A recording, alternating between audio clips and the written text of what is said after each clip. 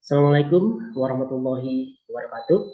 Terima kasih kami ucapkan kepada Ketua Yayasan Widyatama, Rektor Universitas Widyatama, Dekan Fakultas Teknik Universitas Widyatama, Ketua Program Studi Sistem Informasi Universitas Widyatama, serta Sivitas Akademika Fakultas Teknik Universitas Widyatama. Tentunya yang telah memberikan kesempatan kepada saya untuk mengikuti Festival Merdeka Belajar Kampus Merdeka dan diselenggarakan oleh Universitas Widyatama. Pada kesempatan ini saya akan membawakan tema yaitu membangun desa digital. Sebelumnya, perkenalkan saya Haris Priyadi, dosen tetap Program Studi Informasi Fakultas Teknik Universitas Widyatama. Merdeka Belajar Kampus Merdeka memiliki 8 kegiatan utama, mulai dari pertukaran pelajar, magang, asistensi mengajar, riset, proyek kemanusiaan, wirausaha, studi atau proyek independen, sampai dengan membangun desa.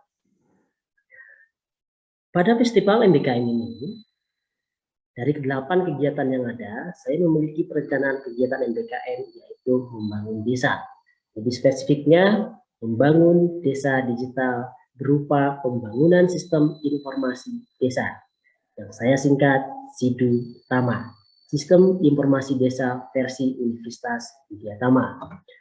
Perencanaan kegiatan MBKM membangun desa merupakan salah satu program yang sejalan, selaras, dan juga merupakan salah satu program prioritas pemerintahan Provinsi Jawa Barat melalui Dinas Komunikasi dan Informatika Provinsi Jawa Barat.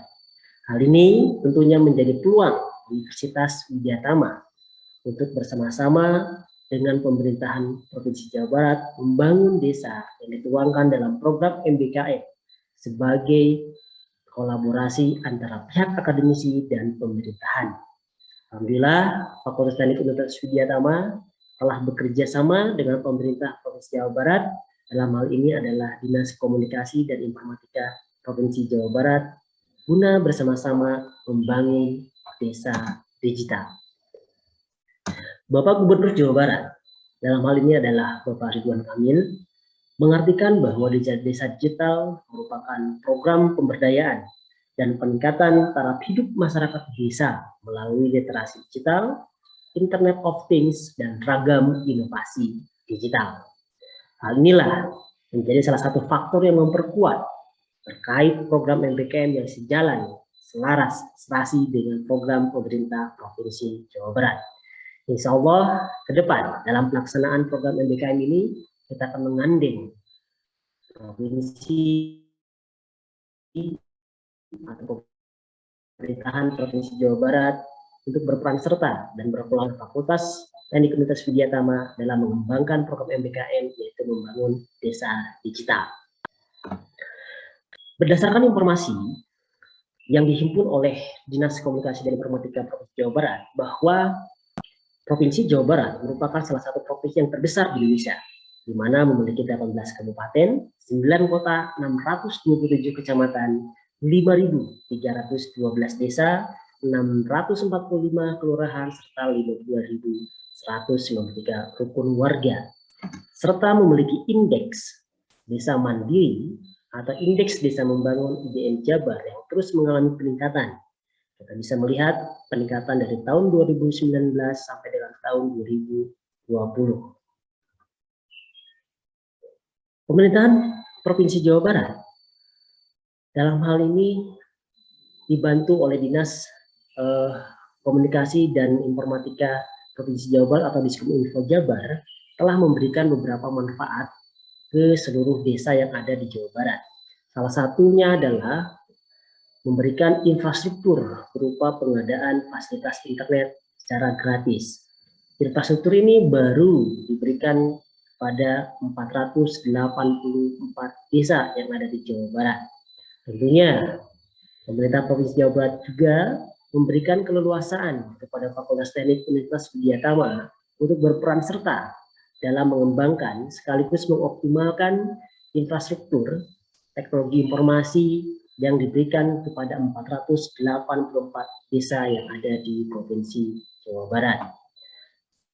Salah satu desa yang telah menerima manfaat dari provinsi atau pemerintah Provinsi Jawa Barat adalah Desa Kertayasa, Kecamatan Cijulang, Kabupaten Pangandaran.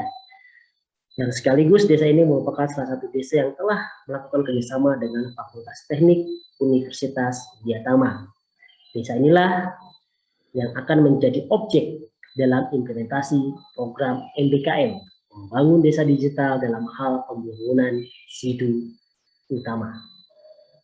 Adapun alasan dipilihnya Desa Kertayasa ini, yang pertama adalah bahwa kita ketahui desa ini merupakan salah satu desa yang memiliki berbagai potensi, baik potensi alam, potensi wisata, potensi budaya, bahkan BUMDes. Dan salah satu yang sangat membanggakan adalah desa ini merupakan salah satu objek yang ditunjuk oleh pemerintah pusat untuk dikembangkan dalam hal atau yang terkait dengan destinasi wisata yang ada di Indonesia.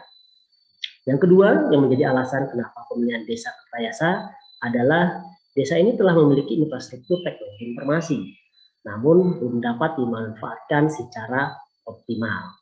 Sehingga pada festival MBKM ini saya telah menyusun perencanaan dalam membangun desa digital dalam hal membangun sistem informasi desa atau SIDU utama di Desa Kertayasa. Adapun gambaran umum terkait dengan SIDU utama adalah bahwa SIDU utama ini merupakan aplikasi dan proses berbasis komputer untuk mengelola informasi yang berkaitan dengan kantor desa, mendukung tugas dan fungsi kantor desa terkait administrasi kependudukan, pelaporan, perencanaan, pengelolaan aset, pelayanan publik, pengelolaan anggaran, dan lain sebagainya. Adapun manfaat dari SIDU utama ini adalah menjadikan kantor desa lebih efektif dan efisien. Pemerintah desa menjadi lebih transparan, menjadikan layanan publik lebih baik, lebih akuntabel, warga lebih aktif berpartisipasi dalam proses pembangunan desa. Dan tentunya warga memperoleh akses informasi desa yang lebih baik dari yang sebelumnya. Tujuan dibangunnya SIDU utama ini mendigitalkan proses pelayanan dan administrasi desa, mempermudah perangkat desa untuk mengerjakan pelayanan dan administrasi terhadap masyarakat, melakukan transparansi komunikasi secara vertikal antara masyarakat dengan pemerintahan desa dan publik, menambah unit usaha BUMDes, mengembangkan sistem ekonomi kreatif, baik itu makro maupun mikro masyarakat desa, menambah pendapatan asli desa yang biasanya kita sebut sebagai PAKDes, mempermudah pemerintahan sekaligus lembaga desa untuk memberikan informasi ke seluruh masyarakat desa. Sedangkan ruang lingkup SIDU utama memiliki 4 fitur atau 6 fitur utama di dalam SIDU utama ini. Yang pertama adalah fitur terkait dengan identitas desa yang menampilkan profil desa dan pemetaan desa. Yang kedua terkait dengan data kependudukan, di mana di fitur ini mengelola data keluarga, data penduduk, rekam, dan dapat juga memecah kepala keluarga atau dokumentasi KK. Di fitur data kependudukan ini dapat memberikan kemudahan bagi desa. Di antaranya, desa dengan mudah dapat menentukan warganya mana yang berhak mendapatkan bantuan sosial baik dari daerah maupun dari pemerintah pusat, dan juga desa dapat dengan mudah merekapitulasi mana-mana saja warga yang berhak mendapatkan hak pilih dalam proses pemilihan wakil-wakil rakyat baik itu daerah maupun tingkat pusat. Itulah kemudahan yang diberikan ketika adanya yang dikatakan fitur terkait dengan data kependudukan. Fitur yang ketiga yaitu terkait dengan adanya layanan, di mana di fitur yang ketiga ini kita dapat mengelola administrasi persuratan, cetak surat cepat, dan inventarisasi sarana dan prasarana. Sama halnya dengan fitur yang kedua, di fitur yang ketiga ini juga dapat memberikan kemudahan tidak hanya untuk desa, tapi dapat memberikan kemudahan terhadap warga desanya juga, di mana warga desa tidak lagi kesulitan dalam hal melakukan proses persuratan. Warga desa tidak harus datang langsung ke desa untuk mendapatkan surat menyurat atau mendapatkan surat, misalnya surat kematian atau surat keterangan setempat, atau misalnya surat-surat yang terkait dengan masalah pribadi, di mana warga desa cukup saja mengentrikan atau menginputkan data-datanya di dalam smartphone yang mereka miliki, sehingga nantinya data yang diminta atau surat yang diminta akan dikirim secara elektronik kepada smartphone-nya masing-masing melalui email atau melalui sosial media lainnya. Fitur yang keempat yaitu terkait dengan pemerintahan, di mana di dalam fitur yang keempat ini dapat mengelola kas umum desa, inventaris dan kekayaan desa, juga pertanahan. Di fitur yang kelima yaitu terkait dengan kelola APBD DES, anggaran APBD, data realisasi anggaran, dan transparansi anggaran. Dan terakhir, fitur ini yaitu terkait dengan data statistik. Di dalam SIDU utama nanti akan menampilkan pengolahan data secara statistik. Pada kegiatan MBKM ini, kita berkolaborasi antara dosen dan mahasiswa. Mahasiswa yang akan dilibatkan di dalam program MBKM ini kurang lebih sekitar 8 sampai dengan 10 orang mahasiswa. Alhamdulillah sudah kami persiapkan sesuai dengan mekanisme yang telah ditentukan oleh Fakultas Teknik. Adapun mekanismenya itu mulai dari mahasiswa mendaftar, kemudian ada seleksi administratif dan akademik, implementasi program, kemudian ada sistem penilaian, sampai dengan rekognisi nilai dan pelaporan terhadap PD Dikti. Selanjutnya terkait dengan hak dan kewajiban mahasiswa pada program MBKM ini. Yang pertama adalah mahasiswa berhak memilih mitra desa yang telah diusulkan oleh fakultas dan prodi. Kita tahu bahwa durasi mahasiswa dalam program MBKM Bina Desa ini atau membangun desa ini adalah selama 5 sampai dengan 6 bulan ke depan atau 1 semester. Dalam kondisi pandemi ini, teknis pelaksanaan bisa kita sesuaikan. Yang kedua, mahasiswa harus menyerahkan surat fakta integritas sebagai bentuk tanggung jawab mahasiswa terhadap kegiatan ini. Yang ketiga, tentunya mahasiswa harus mengisi logbook harian dan meminta pengesahan atau tanda tangan dari PIC tempat bina desa tersebut. Logbook yang sudah diisi kemudian dilaporkan selama 1 minggu ke depan, dilaporkan melalui sistem e-learning ke masing-masing dosen pembina mata kuliah sesuai kontrak mata kuliah di awal semester 6 maupun di semester 7. Kelima, setelah selesai masa bina desa, mahasiswa meminta ke PIC di desa terkait, yaitu berupa surat keterangan bebas tanggungan.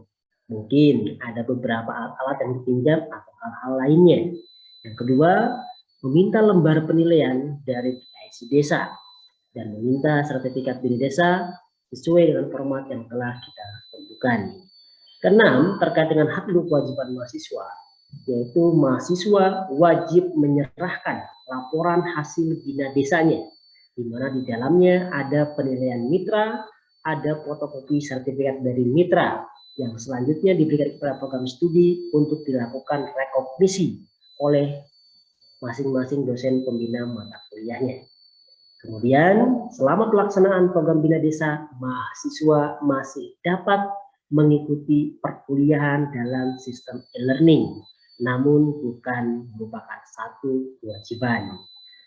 Kemudian, untuk sistem penilaian, program membangun desa ini menggunakan sistem free transform, di mana pembangunan SIDU utama ini yaitu setara dengan 20 SKS, di mana sistem penilaiannya itu menyangkut terkait dengan kompetensi mahasiswa, baik kompetensi hard skill maupun soft skill mahasiswanya. Nah, untuk keluaran dari program membangun desa digital ini, kami bagi atau saya bagi menjadi 4 pilar. Yang pertama adalah inovasi, di mana produk hasil keluaran program ini yaitu berupa produk inovasi, yaitu berupa aplikasi SIDU utama. Produk ini dapat dipatenkan dan produk ini pun dapat dihatikan. Yang kedua, terkait dengan pilar kedua, untuk keluarannya yaitu berkaitan dengan akreditasi, di mana hal ini sudah menjadi atau sudah memenuhi kriteria indikator kinerja utama, di mana dapat memenuhi kualitas mahasiswa, kualitas dosen, kualitas kurikulum, dan kualitas pembelajaran, serta peningkatan dan pengembangan kerjasama dengan mitra dalam hal tridharma perguruan tinggi. Dan juga bisa berupa luaran, yaitu berupa modul pembelajaran atau bahkan buku referensi yang nantinya akan digunakan oleh program studi informasi dalam proses pembelajaran ke depannya. Yang ketiga, pilar yang ketiga ini terkait dengan masalah singkat mawa, bahwa kegiatan ini itu merupakan kegiatan integratif pembelajaran, penelitian, dan PKM yang mengkolaborasikan antara dosen dan mahasiswa, yang tentunya sangat bermanfaat bagi singkat mawa. Pilar yang keempat ini terkait dengan Jabar Digital Service, di mana Fakultas Teknik Universitas Widyatama bersama pemerintahan Provinsi Jawa Barat mengukir prestasi dalam membangun desa digital dengan produk SIDU utama. Demikian paparan terkait perencanaan program MBKM di Festival Merdeka Belajar Kampus Merdeka Universitas Widyatama. Saya Haris Priadi mengucapkan terima kasih dan wabillahi taufiq wal hidayah. Wassalamualaikum warahmatullahi wabarakatuh.